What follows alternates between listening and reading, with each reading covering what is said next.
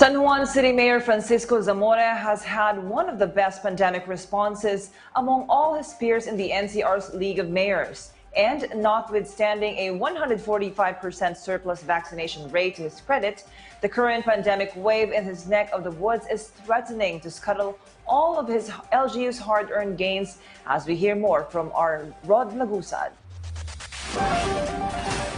After the Metro Manila Council approved the imposition of restrictions on the mobility of unvaccinated individuals, the city of San Juan passed its own ordinance amid the rise in the number of cases of COVID-19 in the National Capital Region.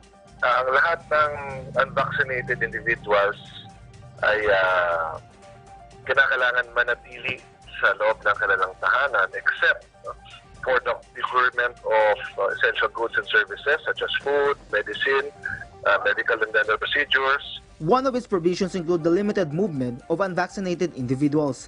Those who will do outdoor exercise are allowed only within the general vicinity of their residence.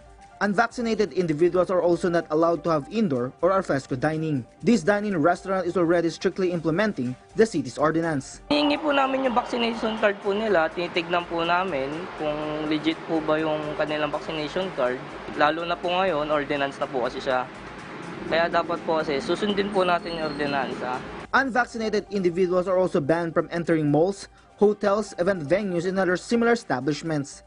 Zamora said that it has gotten in touch with the management of 2 malls located in the city. Dapat yung mga security guard nila, dapat yung mga restaurants, yung mga tindahan mismo nagche-check kung meron bang vaccine card sa mga pumapasok. Kapag mahuli ko po na nagpapapasok sila ng mga walang vaccine cards, we can shut them down immediately. He added that composite teams of personnel from the Business Permit and Licensing Office, City Hall's Task Force, and San Juan Police are tasked to check establishments randomly following the implementation of the ordinance. Unvaccinated individuals are also barred from riding public transportation. Those unvaccinated who are working in the city are required to take RT-PCR tests at their own expense.